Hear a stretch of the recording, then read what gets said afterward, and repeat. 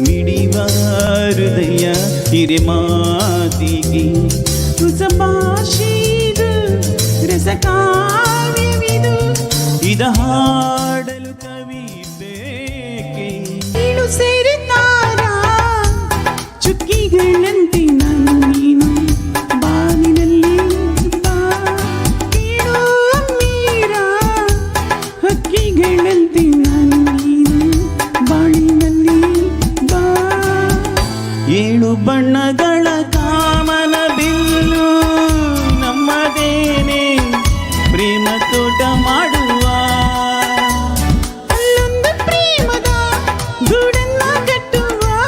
ಈ ನಮ್ಮ ಪ್ರೇಮ ರಾಗ ಹಾಡುವ ಬಾಳೆಂದರೆ ಪ್ರಣಯಾನುಭಾವ ಕವಿತೆ ಆತ್ಮಾನುಸಂಧಾನ